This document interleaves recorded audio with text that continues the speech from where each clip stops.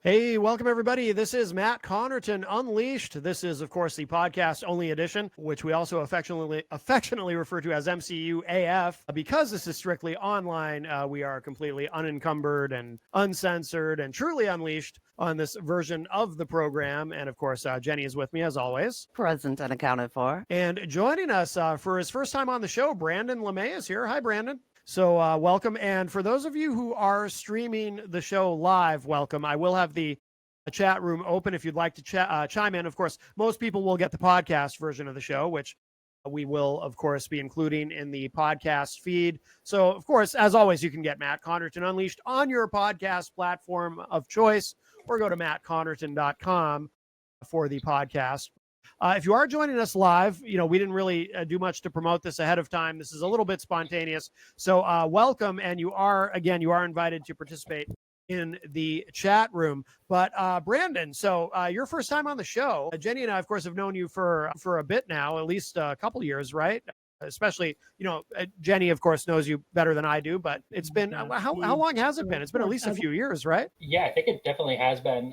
Yeah, because I met Jen through my work as an organizer for Rights and Democracy. Yeah, and, it feels like I've known Jen for a while, but also not that long either, Yeah.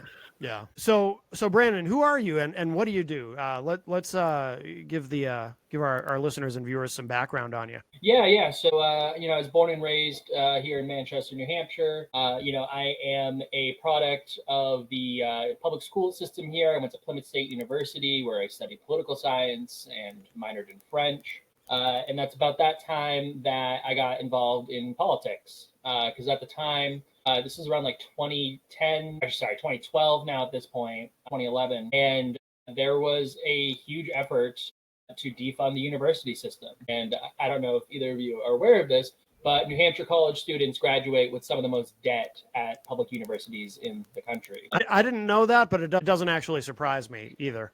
Yeah, we are like routinely like 48th, 49th, 50th in terms of like average student debt. And a lot of that is because we just don't fund public institutions in the state like we do in a lot of our surrounding states as well. So, I was political before that. I grew up in a union household. My first direct action was standing at a picket line when I was 4 years old. And actually, Bernie Sanders was huge in helping to end that strike at the time. So my dad was part of the IBEW 2320. They had a bunch of members in Maine, New Hampshire, Vermont. And so that's when I really learned about the value of leveraging the power that elected officials have. And in that case, Bernie Sanders was using his soft power as a senator. Actually, I don't think he was even senator at that time. But anyway, as a public elected official, Bernie Sanders was able to, use his leverage because the unions had backed Bernie, and now it was time for Bernie to back the union. And, he was able to help put pressure and to have management sign the contract that, led me and my family to have all the things that we need in life. So, I learned some early political lessons, as a kid, but again, became really charged in college because then, my own well-being was at stake here because, I was working 30 hours a week working at the grocery store. And I still graduated with tens of thousands of dollars in debt. And it was clear to me that we needed to invest more in our university systems, not less. So, I became involved, with the college Democrats at the time. I became an organizer on the New Hampshire Democratic Coordinated campaign. And then I would say more recently in my career, I've gone more towards like the nonpartisan issue advocacy groups. And I tend to find that work a lot more fulfilling. So where are you now in terms of what you're doing and your activism, your advocacy, and groups that you're involved in, and the causes that you're involved in that matter the most to you, and that you feel are the most pressing? Yeah. So like in my time as an organizer at Rights and Democracy, I originally had started in housing issues. So I was actually knocking doors not too far, from your neighborhood actually, because there were out-of-state landlords coming in, buying up, these multifamily homes from these previously, you'd have like a mom and pop, on the first floor, rent out, second, third floor. Now they start to retire and they want to cash in on their investment. So there was this guy who was basically coming in with all this money that was financed in New York City. They were looking at places where the landlord said this, by the way, quote unquote, where landlords are undercharging their tenants for rent. because a mom and pop landlord, they usually just want to charge, to pay for the mortgage, the property taxes, and whatever repairs and stuff are needed over the life of a building. But it was obvious to me and some of our leaders that like we needed to talk to these tenants to be able to talk to each other and to either resist these rent hikes. A lot of these people were also facing renovation evictions. In New Hampshire, if a landlord wants to renovate, they can just say get out in 30 days. And there's no legal definition of what a renovation is. So like we've seen times where like a landlord like literally just repainted, and that was considered we call it a renoviction. And so seeing a lot of like these injustices, has really kind of just even charged me even more.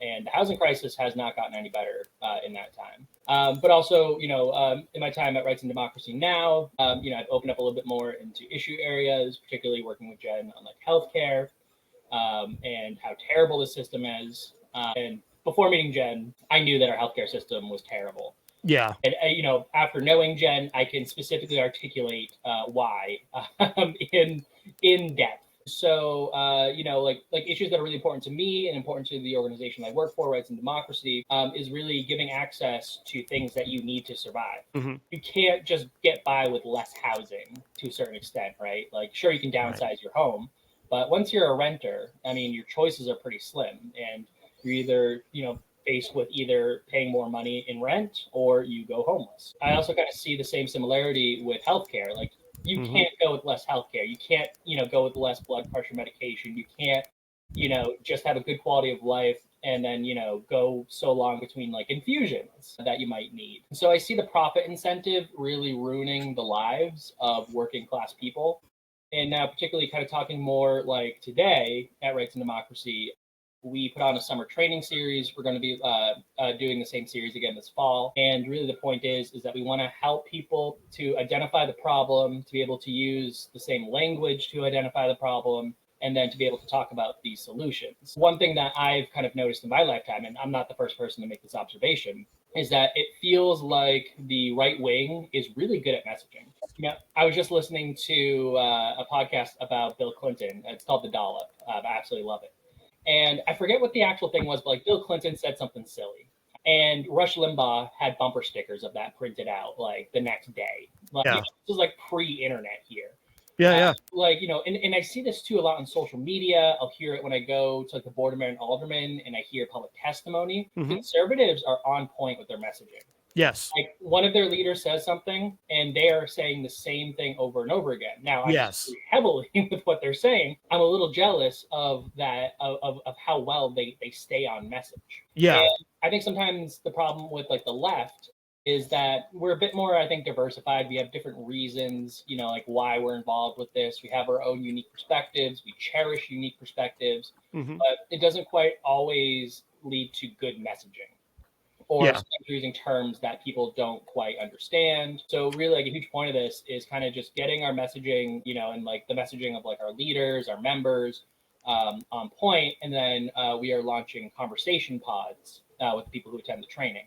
So what we want to do in this is to create a space for like-minded people to be able to talk about, the difficult conversations they're trying to have with their family members, with their neighbors, with their community members, and kind of like work through like some of like the problems that people are having in communicating. The huge point of our summer training series is just how to talk to somebody who might disagree with you politically. And I can give you a little bit of an example of kind of what we focused on, if you'd like here. Yeah.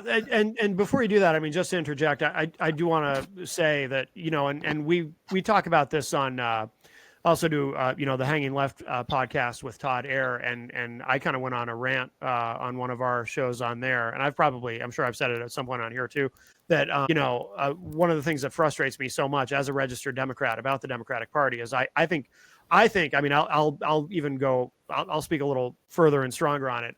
My personal opinion is that Democrats are generally horrendous at messaging. Absolutely horrendous. They're really good at shooting their own, especially here in New Hampshire. Prime example being this is primary seasons, people starting to run for different offices, but the party is already trying to pick their favorites and tell people not to run, which is absolutely wrong. The party can't back the candidate after the primary. But when it comes to the primary, they shouldn't be stepping in. They shouldn't be telling anybody whether they should run or not. the people make that decision when they go in and vote at the primary. Yeah, I think there's a broader just problem with Democrats having so much difficulty communicating. And I always like to give this example, on the rare occasion that a Democrat comes along who actually does know how to communicate well, they wind up serving 2 terms as president. Barack Obama, Bill Clinton, Democrats who actually understood how to talk to people about the issues that matter to them. But I feel like that's such a rare thing. Yeah. And also too, I was just talking about this with one of our leaders at Rights and Democracy today, is that I take Trump as an example. The party establishment didn't really like Trump, especially like 2015, around the era. Trump was really, really popular with the Republican base. And once the party realized that, like, oh, Trump is going to be the nominee, very likely, and he's really popular with our base, then they acquiesced to him. And then I used the example of Bernie Sanders on the side of the Democrats. And what did they do? They saw Bernie was, especially in 2020, they saw Bernie gaining momentum. And then what happens? Pete Buttigieg drops out, endorses Biden. All the others drop out, endorse Biden. Biden gets enough to win the primary, and here we are today, and now we have a second Trump term. Obviously, Biden won that race, but what good did that do to only have the White House for 4 years? So I really see that like the Republicans nurture their base, and it seems like Democrats fight their base quite a bit. Yeah, that goes to what the point Jenny was making about shooting their own. Yeah. Yeah. Now, figuratively, you're right. Literally, the conservatives are better at shooting each other. Well, obviously, because we don't want to get canceled. Obviously, you're referring to former Vice President Dick Cheney shooting his lawyer in the face. Yeah. And also the 2 guys. That was a funny one. Also conservatives. Also the guy. Actually, you know what? I want to say this. I don't know if you also saw, but some guy was arrested for threatening Kelly Ayotte, our governor here. And I saw the committee to elect House Republicans try to claim this guy as a leftist. Now, I'm not going to try to claim this guy was a conservative. A lot of these people they have incomprehensible politics. That's true. But he was also mentioning like how he wanted to like fight the like Jewish controlled feds. Doesn't really quite sound like a leftist to me. But again, the right is really violent, and I find it really hilarious how they try to pin a lot of this violence on the left, even though most domestic terrorism in the past 50 years, like I'm talking like for every 1 incident of leftist terrorism in that time, there have been 3 instances of right-wing terrorism. I hear what you're saying, but I'm going to interject into saying that I would like to see us get away from all of that, because in every instance where a murder has taken place, where somebody has done harm to somebody else, there's something wrong with that individual. Yes. Not right, not left. There's something mentally ill wrong with them, or something wrong that enables them the ability to take another human life. And that's what we should be talking about as a society. Not it's a left person, it's a right person, it's a we all can see their but when you get down to the crux of it, these people have an illness about them, that something about them in their brain told them that murdering somebody was okay. Right. Yeah. So for me, I wish that was more the conversation. And hey, guess what? We don't do good in mental health care at all. We could talk about that, right? As how many of these people who fell out of the system or were missed by the system, who were exhibiting signs beforehand, and people missed it, right? Just like we do when somebody takes their own life, we miss those signs as a society. But we're in this point now, it's really scary because there's so much hate and vitriol out there that it is giving people almost a permission to be harmful to one another, right? Yeah. And that's terrifying in and of itself. Yeah. Sorry. I also think too that we just have a deeply violent culture. So, I was making some jokes here about like right-wing violence here. But I do want to state that like Americans as a whole, left, right, center, whatever, we are a violent bunch. We love violence. Our foreign policy is violent. Our domestic policy is violent.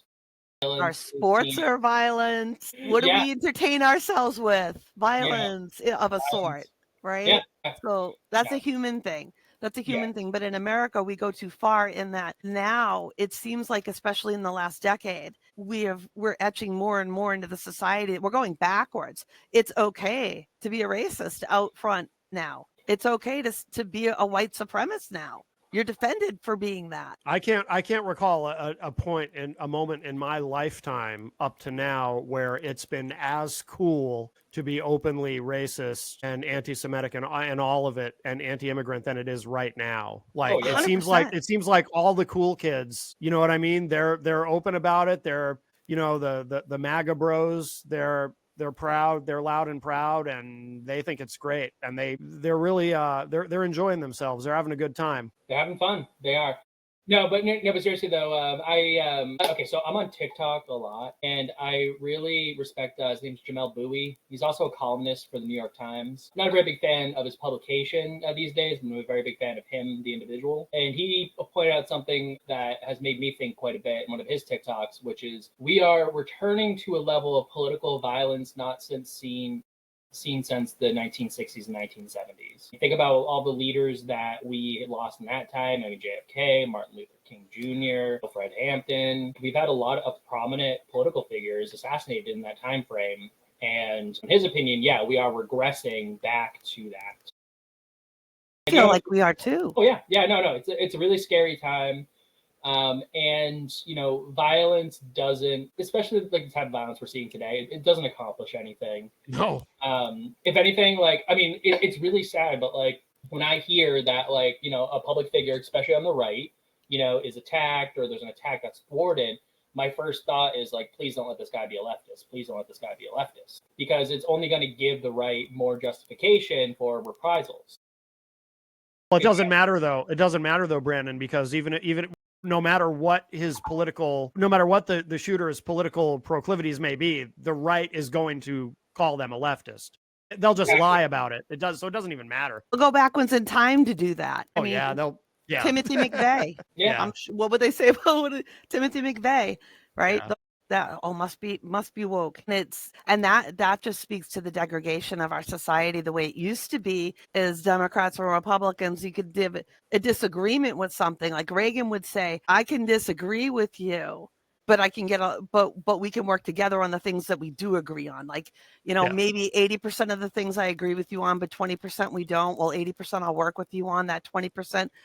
And when I served in the House, you know, I could be on opposite sides of the podiums having a debate with somebody on one thing, and then on the next thing we're on the same side working together on it. And it feels like that doesn't exist anymore. There's no coming together anymore. You know, the president of the United States used to say immediately after taking the oath, I am the president for all Americans. And now we have a president who says, I am the president for Republicans, but the left are demons and the left are bad and evil and dehumanizing and half hate the America. country and hate America. That's the part that just makes me the angriest when I hear that. Yep. Yeah, because there's a whole lot of people serving in this military that fall on the left side of the political spectrum that would be really offended by that.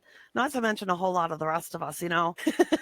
I consider myself a patriot. I've always considered myself a patriot. I was a proud first responder.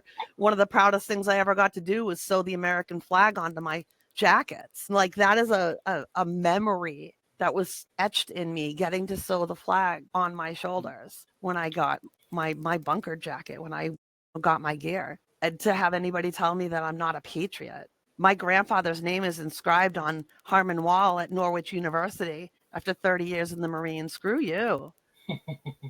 My family knows plenty about this country, and we're very proud and we're very patriotic. And how dare you? What's more patriotic than being able to debate with one another? Well, that's what they claim. But the thing about it is they don't really want, you know, and you know, I don't want to do like a left right thing here, but like I do just have a lot of this on my mind right now, considering, you know, the assassination of Charlie Kirk, 8 days ago. You know, like we're seeing like Jimmy Kimmel get, you know, indefinitely suspended from, you know, his talk show for not even making fun of Charlie Kirk. He was making fun of Trump's response to Charlie Kirk. Right. You know, I think if Stephen Colbert, the highest rated, you know, nighttime show, gets canceled for his jokes, he literally got canceled for jokes about Donald Trump. And also, and that's what just happened here.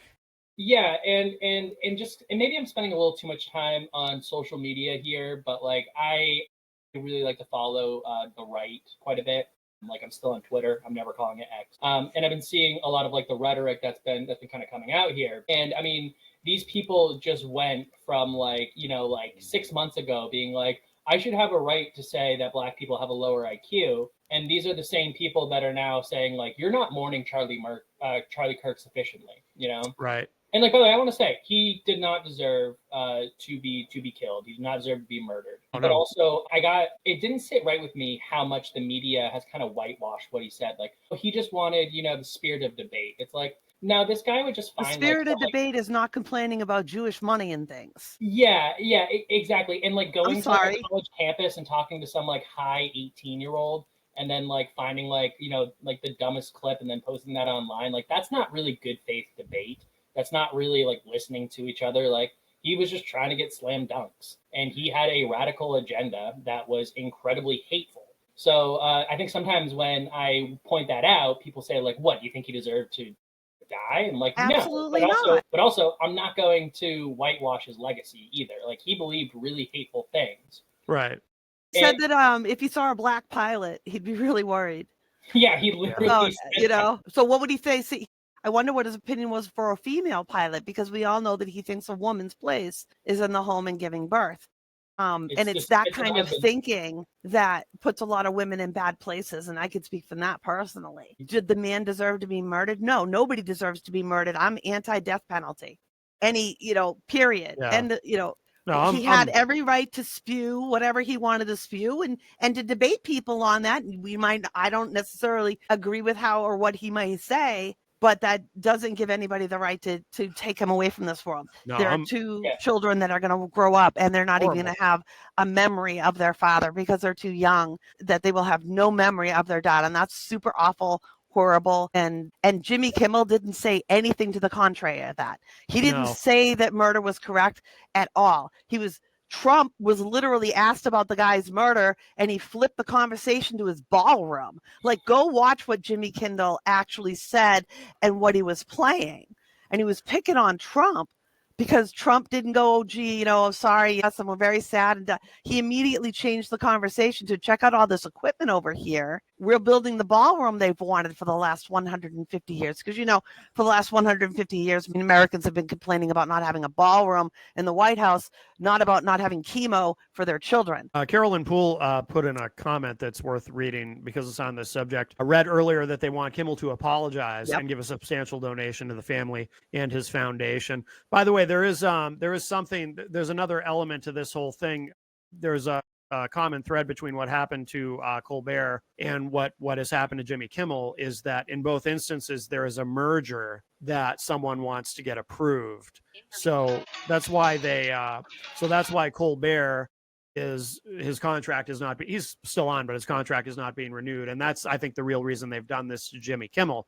They want to make sure that these mergers that are happening behind the scenes get approved. And that's the real reason they're acquiescing to Trump is follow the money. Yeah. Also full transparency here. You know, I'm an anti-capitalist. I am a socialist. And I think that this is a great example about how capital conspires with fascists. See, what is it, Viacom? And then what is it? Is it, what's the name of the actual parent company? Was it ByteDance or something like that? Skydance? Skydance, yeah, whatever. ByteDance is TikTok. Yeah. You're thinking of Skydance.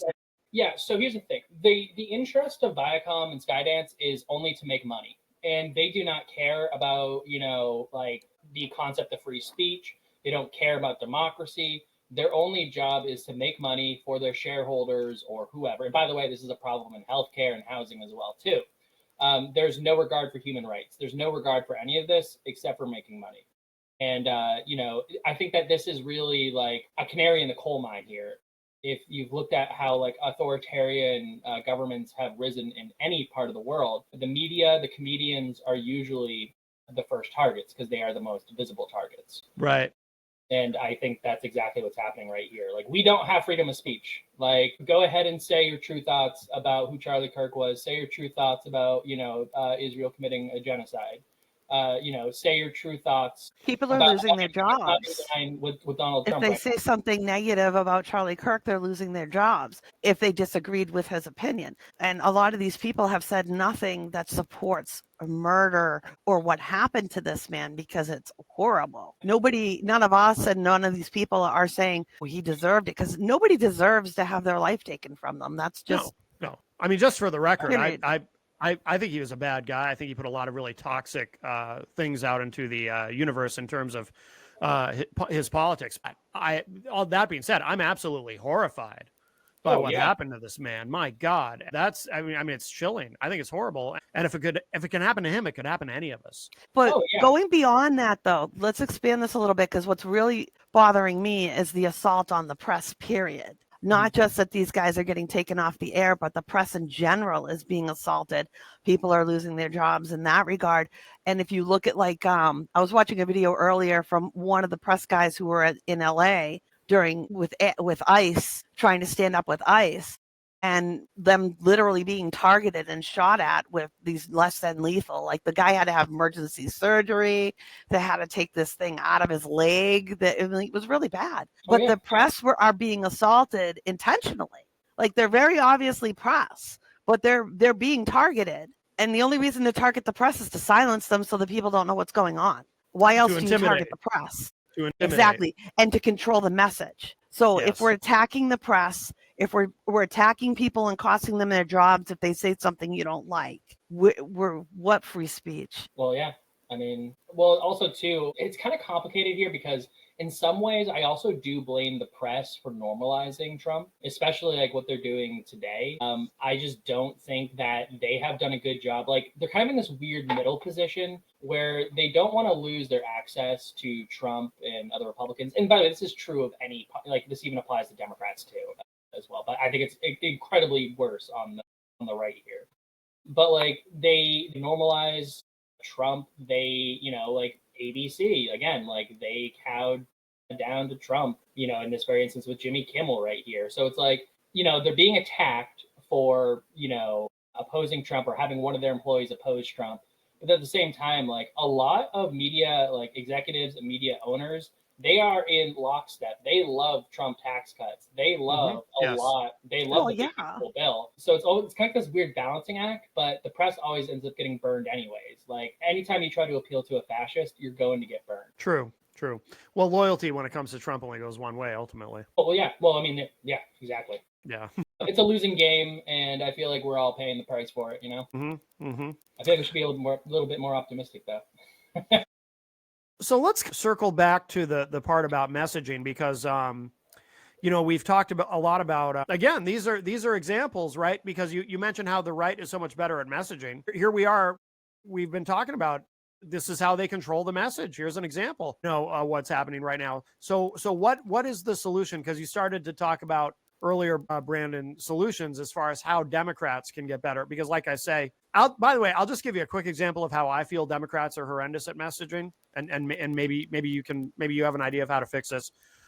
This is a rant. I'm sure Jenny's heard me say this before. During the Biden administration, when the economy was actually doing extraordinarily well coming out of COVID, and except for inflation, that was like the one major problem that everyone was complaining about. But we were doing better on inflation than the entire rest of the industrialized world. Really? Coming out of inflation, we actually had the lowest inflation of anybody. But we had a president who couldn't manage to put these sentences together to explain to the American people, yes, we understand prices are too high, I know, but we're actually doing better than the rest of the world. And this will get better too. Just hang in there, because the fundamentals of the economy are actually extraordinarily strong. Record low unemployment, everything else about the economy is great. We have this one problem, but we'll get through it. But we are doing better than everyone else. We had a at that point, a near octogenarian president who couldn't. I mean, we all saw the debate. I mean, Biden could barely. He was not the messenger he was at one time. But unfortunately, because the Democrats are so bad at messaging, there really wasn't anybody else in the Democratic Party who could explain what I just did either. So this is an example of where. That's an example of where I'm coming from, where something should be very, very easy and simple to explain. I'm not an economist. I'm not even good at math, but I understood, and I can explain it. It's like once Democrats get elected, it's like they forget how to explain anything to people. It's really strange. But how do we fix that? Well, I do want to push back a little bit here because I don't think actually the economy was that good though. Because I mean, you did explain inflation, but I believe that like they could have talked about. Well, they talked a little bit about corporate greed, depending on like who you were listening to. Yeah. But there's this weird balancing act that Biden had to make was that like, listen, the economy is really good right now, and don't talk about inflation at all. Like, look at the stock market. Look at like, hey, we have like we're adding jobs, but it's like are people going from working in a factory to going to work at like Arby's? For like considerably less. So I think also what's really important about messaging is actually having a good policy, having a good slate of policies. Agreed. I can't really tell you what like Harris's plan was on healthcare. I couldn't really tell you like what like she had like a housing plan that was going to give first time home buyers $20,000. But I'll tell you right now, I make the median wage in Manchester. Throw in that $20,000. Hell, throw in an extra $100,000. I'm still not qualifying for a mortgage anywhere in this city. The city that I grew up in, that was it was a working class town, and it's harder and harder for folks. And they never really acknowledged like the like they'll play lip service like, oh, housing's really expensive, we're gonna get more affordable housing. How are you going to do that? Right. I don't think I'm not seeing any prominent Democrats, maybe outside of like the Bernie Sanders, like the Cory Bushes, actually, but Rashida Tlaib as well. Like you're not seeing like, hey, we need to invest in public housing. We need to repeal the Faircloth Amendment, which prevents us from adding new housing units without destroying existing housing units. A lot of these solutions are private market solutions that are making developers wealthy, and they're leaving, the poor and working class. Well, there's really only the working class. They're leaving this basic human need to be inaccessible. So I think like a really good first point of good messaging is we actually need something to message. Have a policy that you can articulate. Yeah. Yeah, I think you're right. Yeah. And here's the thing. I have critiques of Bernie Sanders, even though I did just praise him quite a bit here. But I would say he was probably one of the best messengers that the party has ever seen. Still is. What he actually supported. Like, what's Bernie going to do about skyrocketing healthcare costs, Medicare for all? Like these are like solid policies that like, you can go out and communicate to them. So I tend to believe that our future presidents should be current aldermen or city councilors or state senators at this time. So I really think that focusing as local as we can, it's where you have the most control. I say that like we need to be holding our local, really any level too, but holding our elected officials accountable, demanding that they actually have solid policies that we can go out and communicate. And I think also what's really important as well too is like, being present in your community. I recommend to anybody here, like go to your city hall, go to a board of mayor and alderman meeting, go to like, a committee meeting up at the state house if you can spend some time in Concord. Really see like what's going on and communicating, whether it's a podcast, whether it's a coffee hour that you want to do with some friends where you kind of like discuss everything. But then also I think it's really good that like we need to be like recruiting people to run for these positions, supporting them to get elected, and then also working with them while they're in power. The work doesn't stop as soon as the election's over. That's when the work really just begins. So I really value, getting friends together, getting a group, and trying to make as much change as you can, even if it's just like a little bit. Maybe it's making, the zoning codes in your city like more lax. Maybe it's advocating for like universal childcare in, like the state house. But I really think that like the core there is like we need good candidates that actually stand for stuff. And also, mind you too, I'm not a Democrat anymore. I work for a nonpartisan organization, and I think that if you're really frustrated with the Democratic Party, we really need to be decentering the Democratic Party. They are not going to save us. They do not want to listen to us. They do not want to hear what we have to say. They want to stick, their fingers in their ears and say, like, let's send out like another like 14 postcards, like 2 weeks before election. They're not expanding their base at all. Like I've knocked a lot of doors for various Democrats in my time, specifically here in Manchester. And I can tell you, I've noticed that the doors are getting further apart. Mm-hmm. The party is not adding new people, especially compared to Republicans and independents. It really tells me something that, when a plurality of the people here in Manchester are choosing to register as independents, it would make me think if I were a party leader, like, why are people opting, not to associate with my party? Now, maybe they want to vote in both primaries, right? But the myth of like a true independent is not real. Like most independents vote one way most of the time. Right. And there are like split ticket voters here and there, but people don't want to associate with the brand of the Democratic Party because what does the Democratic Party actually stand for? So I personally have tried to change the party within. I got really tired of that. So I do my issue advocacy. I like to say I help any good person running for office here. If they happen to be a Democrat, then great. But I really don't think that the party is going to be the basis of our salvation. It's going to be people that are forming groups, people that are working together, building their own power, and then having the party come to you. Like we need to have like a strong group of people here in New Hampshire that are just advocating for Medicare for all. And these people are willing to knock on doors. They're willing to make phone calls. They're willing to campaign for a candidate if they support this one issue. Like, I mentioned Medicare for all as an example. I think that's really the only way. Like, we can't ask the Democratic Party to, drop their corporate donors. Like, they are going to have to realize that they don't have a base of support anymore, but we over here do. And we will help you, but here are our conditions. I don't really see any better way, if I'm being honest with you, but I'm willing to do that.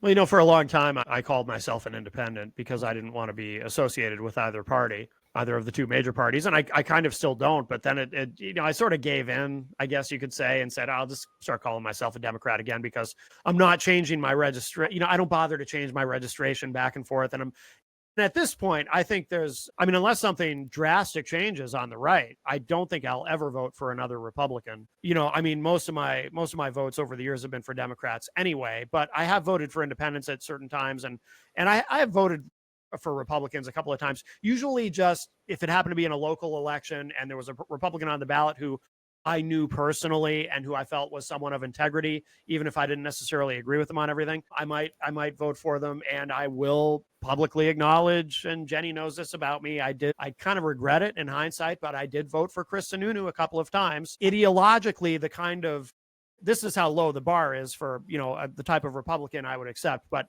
ideologically, Chris Sununu always seemed to me the kind of Republican who does not entirely terrify me. You know what I mean? like a Northeastern moderate Republican who I don't think is totally evil. So yeah, in hindsight, I regret it because as soon as it became inconvenient to him to continue to oppose Trump, he just completely gave in and got right back on the Trump train. So now I regret it because I don't think he has any character. And I don't really think Sununu stands for really anything other than maybe his family's legacy, but definitely, he's not, he's not like the Laura Loomer type of conservative, that's saying like fluoride's turning your kids trans or something like that. Yeah, he's not a lunatic. Yeah. But he's, if anything, it's more kind of like a dangerous, like, I think it's more dangerous, like he's affable, like the media in New Hampshire loves Sununu. Yes. I actually used to be his tracker. I used to film him giving speeches and stuff like that. Oh, no kidding. Yeah. And I gotta tell you, every reporter that he bumped into, like instant pals with them. Oh yeah. Like, he's just charming. He's good on TV. Yeah, and he kind of has a tendency to say yes to like the last person that he talked to. Yeah. Which is honestly sometimes a huge plus in politics. Just kind of saying, oh yeah, that sounds great to me. Like he said like things about like not wanting to change the abortion laws in New Hampshire, ends up signing a bill doing that anyway. And then they buried it inside the budget. Yeah, exactly. So it's like, and like that. I mean, it's calculated, and I gotta respect that. Legal by medical instrumentation. But but speaking of that too, so Sununu also could just blatantly, there was Jenny and I, this was a number of years ago now, but there was a podcast that Jenny and I became aware of. I don't remember what show it was on, but Sununu was on this right-wing podcast, and Sununu had always portrayed himself publicly as being a pro-choice Republican, and had always been consistently pro-choice, and that was something he was never going to budge on. On this podcast, the podcaster kind of asks him about that, and Sununu actually said, well, I think you'll find a more pro-life governor in the entire country. I've been consistently pro-life. Like, he just blatantly lies. Put him in front of a right-wing reporter and his whole lingo changed. I liked that man. I liked that man. I voted for that man. But when he signed that budget into law, knowing full well that there was a mandate in there that would force rape by medical instrumentation, which when I say that, that means forcing a transvaginal ultrasound on anyone prior to them being allowed to have an abortion, regardless of circumstances of what have you. I was done. That's just disgusting beyond disgusting. Yeah. There's no coming back from signing something like that. You should have said, nope, go fix it. Take that out. Not going to do this. And it did get taken out later, but just to but clarify, not until after it had been law for a year in this state. And I have no idea how many women or young girls were put through something that they should have never been forced to go through. That no one should be forced to go through prior to an abortion. It was law for a year. I don't know if it was ever enforced in any way, because I don't know if most people even realized it was there. Oh, you think that the medical community goes against the law? You're crazy. Because they lose their licenses to practice. If the law says you must do this, I'm not defending it, just to be clear. Them in a terrible situation. No, I know. I'm just. If it happened to one person, that's one person too. But nothing like that should ever be in law. That should never be in law. But of course, I'm taking us a little off. But he was supposedly pro-choice, and then he did that. Yeah, and if I can kind of tie this back in, though, this is because, like, no one's really held Sununu accountable for anything. The media in New Hampshire absolutely has not. And part of that has been because local journalism has been so gutted. A lot of like the people that have been in Concord, for decades have told me like every major for New Hampshire publication would have their own state house reporter. And now when I talk to like reporters from like NHPR, Union Leader, Concord Monitor, you're seeing them having to cover the state house and a bunch of other stuff too. So like there's not really a lot of attention necessarily paid to what's actually going on. And also too, like these reporters don't want to lose their access to the politicians. So holding them accountable is again kind of like a balancing act. Mm-hmm. So I really think that's kind of where like citizens kind of have to fill that void. You shouldn't have to necessarily. But I really think that like we really should be drawing more attention and talking about the things that we're seeing at Concord or like our local city hall or really. I don't think the press challenges at all. No, not at all. Used to be. If anything, they for lack of a better term, they whitewash stuff. Okay, when the Nazis were in Concord and they did a Nazi march salute down the street, WMUR reported they were walking.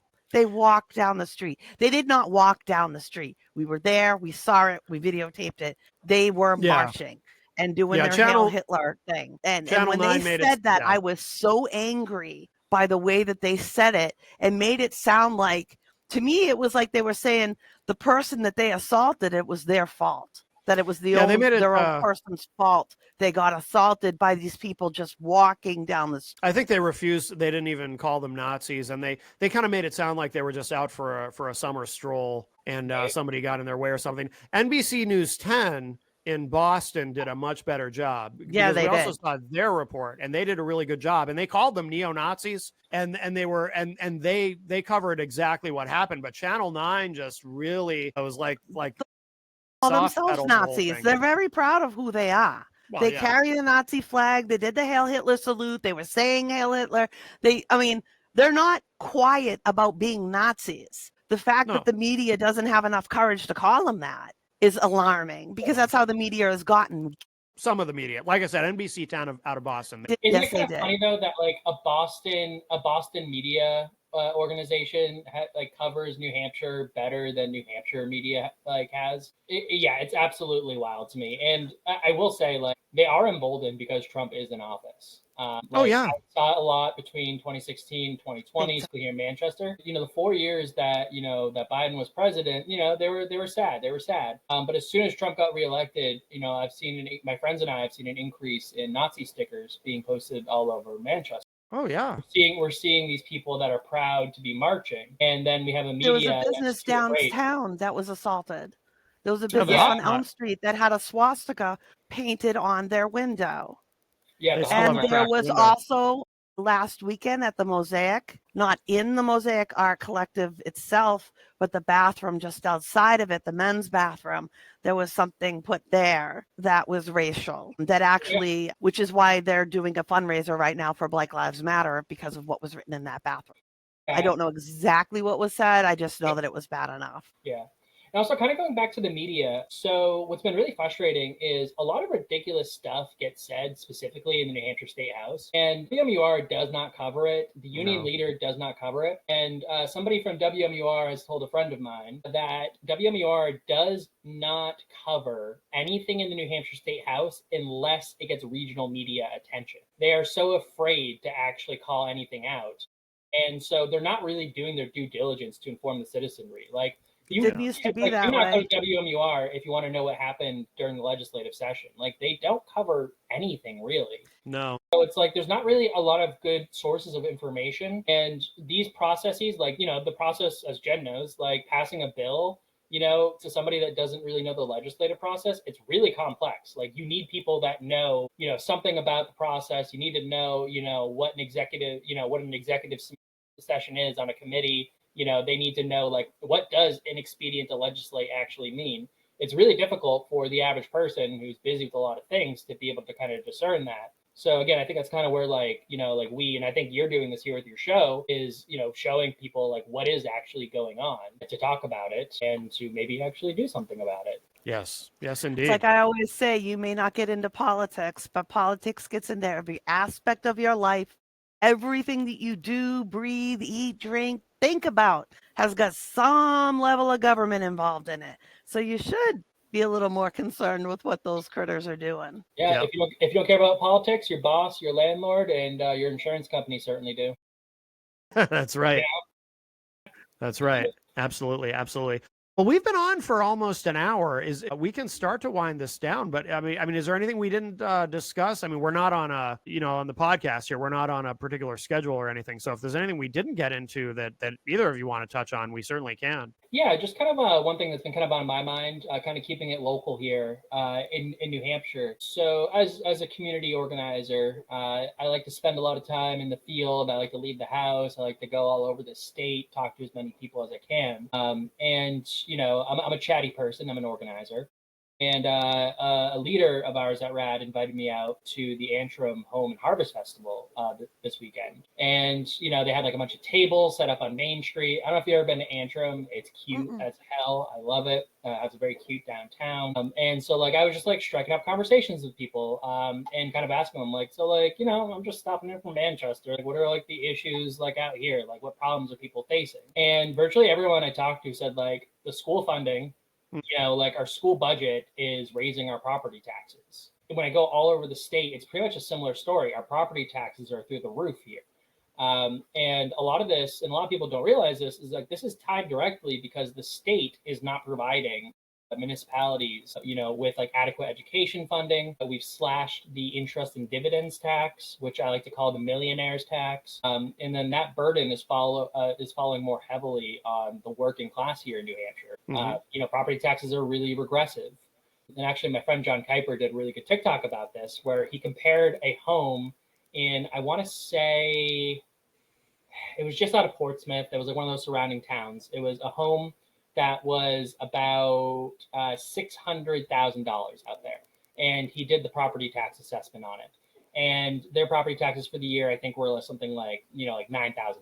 And then he finds a house half the cost in Newmarket, and which is much more working class, and did the property tax calculation, and the tax bill was the same. So when we have a system that relies so heavily on property taxes, the people that can afford it the least end up paying a higher share of what they're actually taking in, what their homes are worth. And we're not really considering, like, how else could we be raising revenue in this state? And I think that a lot of particularly Democrats are really afraid to talk about things like, like not even just reinstating the millionaire's tax, but even upping it. I think that we need some sort of progressive income tax in the state to invest in things like education, so that the students here don't graduate with some of the highest amount of debt in the country. That we need to be investing in rural hospitals. There's a hospital in Franklin that's closing down soon, and people in the North Country They're closing Franklin Hospital? Yeah, I didn't know that. No way. Concord bought that. Franklin Hospital is the only one that I know of that's in Franklin, which Yeah, would mean that means all of those patients will either have to be going to Lakes Region, Dartmouth, or Concord Hospital. Yep. And So I was just Wow. that's not cool. I was just That's talking to not somebody cool. just talking to somebody in Gilmington today, one of our attendees of our training series, and she Yeah. was saying that the paramedics are actually training on how to give birth in a car or an ambulance. Wow. We already do that. They already do that. They've had 6 births in the ambulance in the past year. Oh shoot. Yeah, because Oh, I get what you're saying. Yeah, because Yeah. there's no. Well, New London Hospital closed their obstructors a long time ago. Franklin Mhm. closed theirs. If you go here in Manchester, CMC closed theirs years ago. Yeah. There's nowhere to have a baby. You can have a baby at Concord Hospital, at Dartmouth, I think Lakes Region, and Elliott, but that's not a lot. Used to be every hospital It's not a delivered, lot. not anymore. It's not a lot at all. And that's the thing about Well, there's this going to is be a lot of stork pins going on, but that's scary because that's a lot of risk when you're, if something goes wrong and they bleed out. There's a lot of things that can go wrong. It's better to be in a controlled environment, or at least in a midwifery situation where you've got Geez, the next thing you're going to tell me is the cops are going to be training to deliver because they make it to the scene sometimes first. Yeah, and I think that I don't see enough of this on the left. I think, particularly, unfortunately, Democrats are the main, party of power on the left. But I'm not really seeing a lot of messaging, particularly from the New Hampshire Democrats, about how these things are not just costs to a community; they're an investment in a community. Why would you want to move into a community where if you're going to start a family, it's going to be 45 minutes at the quickest to be able to get to a maternity ward? Yeah, that's scary. If we're not putting money into these basic things, these are services. They're not supposed to be making money. Highways don't make money. It's Highways not just that too. The other side of that coin is when that ambulance is traveling that much farther, another 20 minutes to get to the next closest hospital, that's your crew and your ambulance that's out of town. So if you're in Andover, New Hampshire, and used to bring your patient to Franklin, now you're bringing your patient to Concord. That's a 20-minute additional run. There and back, the ambulance is no longer in town. So you're hoping that the next towns are going to cover your town if another call happens, because you can't get a quicker you're not turning around quicker. I used to work there. I used to bring people there. And at least in Franklin, you could run back kind of. But you can't. There's no note. You can't do that. You can't do that from Concord. Yeah. And I just want to say, this is not an accident. This just didn't. It's not an unfortunate series of events that have led us here. It has been an intentional disinvestment in public good, whether it's hospitals, whether it's an EMS service, again, education, these are all problems that are fixable. But the people in power in our state government right now don't want to fix that. They purposely don't want these things. I feel like Americans are just ignorant, because if we were smart, we would want our children to be the best doctors, the best paramedics, have the best equipment. You would want the best. So then when your ass is old and it's you they're picking up, they got the best and you've got the best taking care of you. Instead, we make med school so freaking difficult that we don't have enough neurosurgeons. We can't have a level trauma 1 center or a level trauma 2 center even in most places, because we don't have the providers necessary to provide that care, which often is talking about pediatric emergency medicine. I mean, we don't have that. You can't get to that trauma center, right? This is what we're denying ourselves is the very best, because we're too chintzy to want to invest in it. And we're going to nickel and dime and bitch about everything. Why should I pay for this? Why should I pay for that? Well, so you live longer, so you live better, right? So you live in a better, cleaner, happier world. And instead, we're going freaking backwards in this country. There's more hate, there's more vitriol, there's more nastiness. We don't want to invest in anything.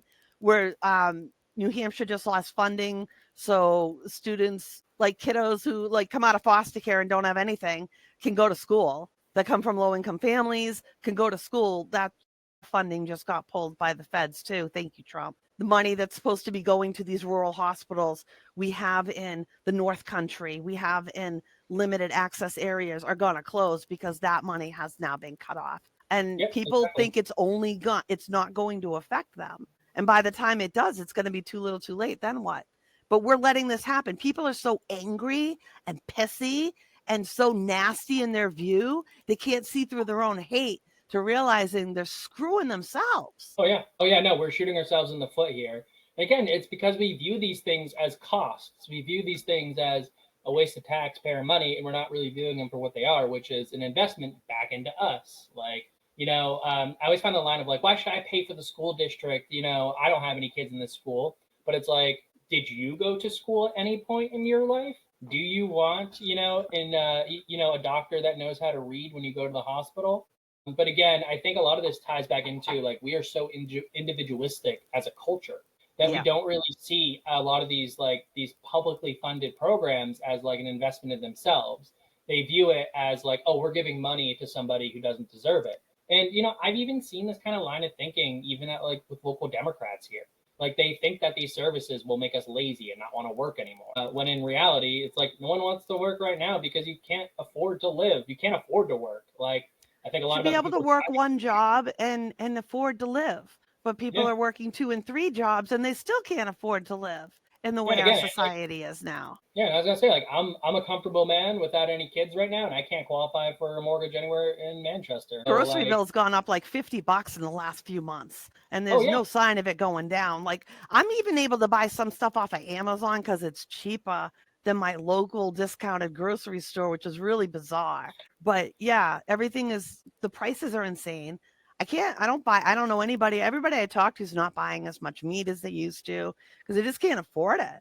They're cutting back. They're making pastas. They're making more giant meals that'll last a little bit longer or stretch it a little farther. Like, if you put a chili together, you can get away with a little less meat in it and more bean to kind of fill it up and, ways to cut corners because it's just. Although in fairness, I mean, Trump did warn us that this was going to be happening. Remember, he said that at Christmas time, instead of buying your daughter 10 dolls, maybe you just buy her 1 or 2 dolls and that would be good enough. Oh my God. Could you imagine if like Obama or Biden said that? I know. How like, the entire right wing, like environment there would be like frothing at the mouths. Oh yeah. If I did any of the things that he's doing. Yeah. That's one thing that frustrates me is that like, we had hyperinflation. Well, maybe not hyperinflation. I don't know what the actual term is here, but like because of COVID, right? Like production was down, demand was still pretty steady. That's going to cause inflation. But now we're seeing inflation that is completely man-made. Like these are from tariffs, 100%. that are run by one tyrant here. I don't know why we even allow the president to impose tariffs. They're not supposed to.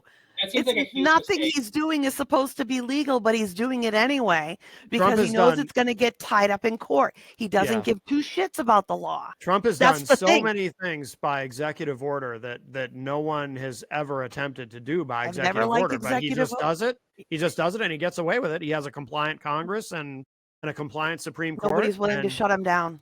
Nobody. Yeah, he really can act as a monarch. And when you are acting above the law as the nation's #1 law enforcement person in charge of everything, who's going to stop you? If Congress isn't willing to stand up to you and say no, if lawmakers, not just lawmakers, but if law enforcement is willing to go along to get along, mean, somebody posted in the chat room earlier that in Massachusetts, they're just dangling money over people's heads. Hey, you get a $25,000 sign-on bonus. Oh, yeah. So people are apparently in America are very cheap to give up their morals or their values.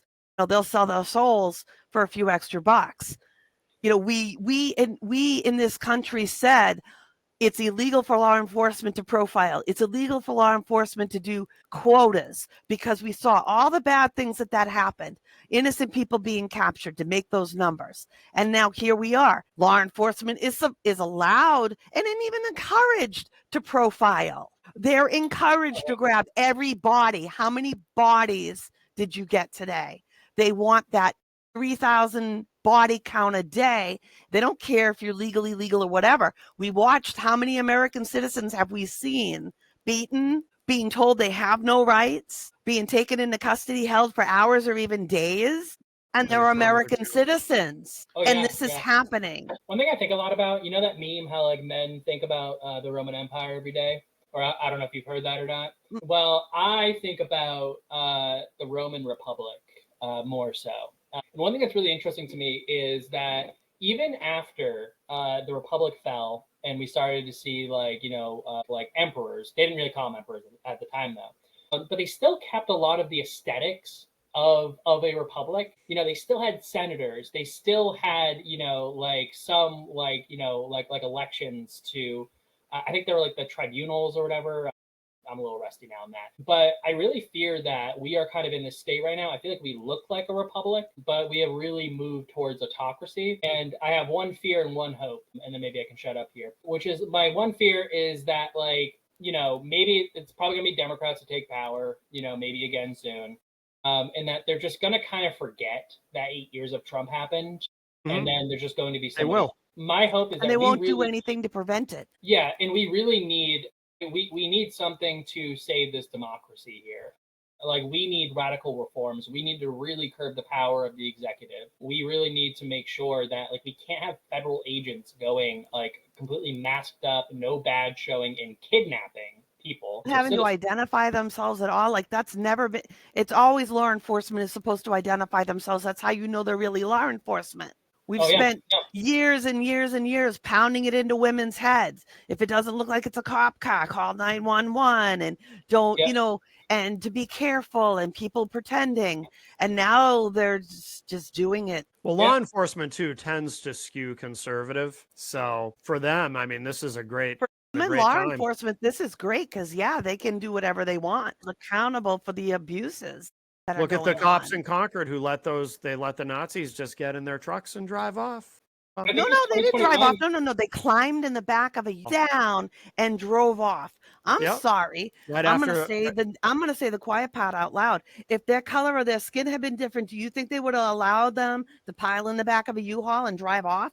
Because that's legal? Would have been beaten with clubs. Oh, in 2020, there's a photo of a New Hampshire State Trooper fist bumping a Proud Boy. Like, they are at the very least sympathetic to their causes. Yeah. And I think also too, as we're disinvesting in things like education, healthcare, housing, we're seeing an increase in law enforcement at a time when crime is at an historic low. It spiked during COVID.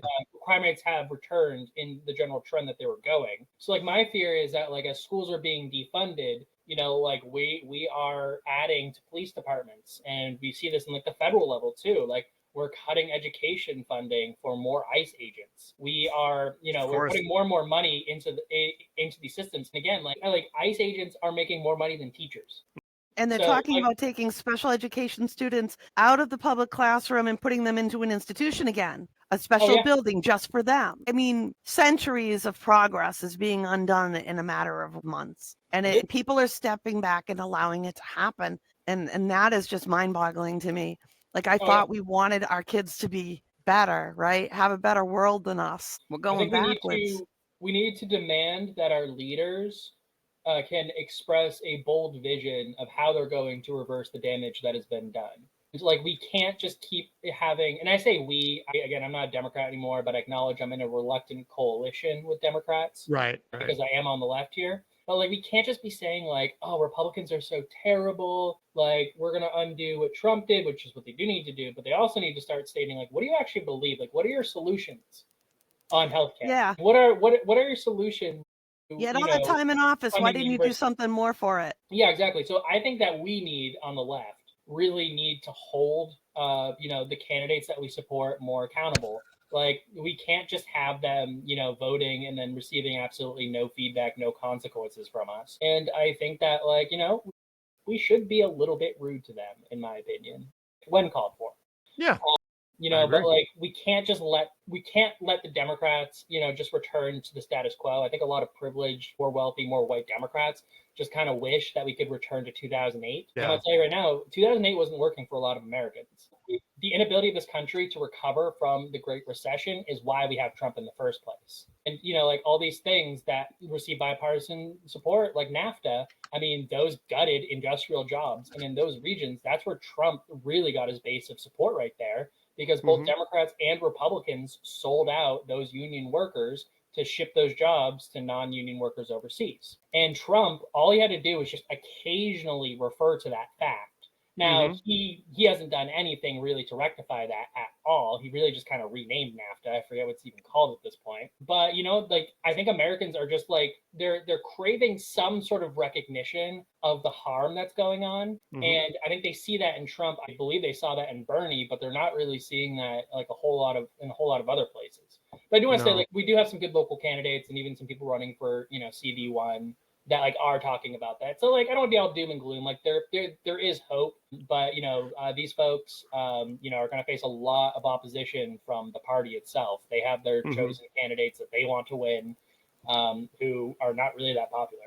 And that's the problem. Yeah. And you got to get these old people, not to be ageist, but no way to avoid it. You got to get these old people out of there. I mean, like Chuck Schumer and, just people who are past their, I mean, look what they did with Dianne Feinstein. I mean, she was non compos mentis. I mean, she was gone, and they wheeled her in. It was like Weekend at Bernie's, right? They wheeled her in to vote. I mean, and it was elder abuse what they did to her. But I mean, but that's so emblematic of the Democratic Party, and Biden. Not to keep going back to that, but another example. There needs to be some new blood at the top to attract new people and to get them desperately. involved. Especially here in New Hampshire. Yes.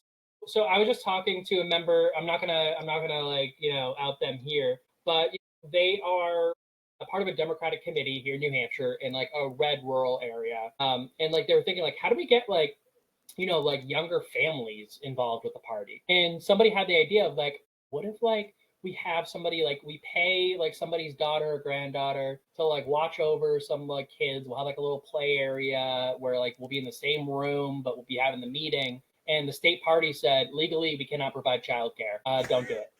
And it's like, you want new people to come in. You want like, if you're talking about younger people, I know people think of like 18 and 20-year-olds, but like think about the people in like How do you their think they get people to show up at church? Exactly. Daycare at the church. They're just volunteers. Yeah. So here's the thing: add in like a few like 30-year-old couples with kids to a Democratic committee meeting, and you will lower the average age. Right. Like you're bringing younger people in, but there seems to be like a resistance to change. Oh, yeah. And I think again, it's because a lot of people that have power within the Democratic Party are comfortable. They are wealthier. They are more white, and anything that's kind of like a threat to that power.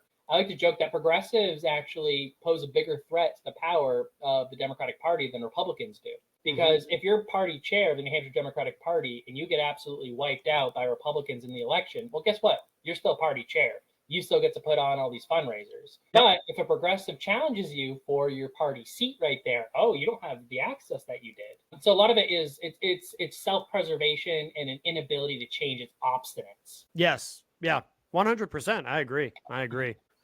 Well, I think on that note, we should start to wrap this one up. I think it's been a really good show, and of course we'll do more of these. Anything else we didn't mention? I got one thing to mention. Check out the Union Leader tomorrow. There will be an op-ed by yours truly regarding transportation issues. Yes. Yep. Tomorrow in the Manchester Union Leader. Ooh, please send me a link once it's posted. Yes. Absolutely.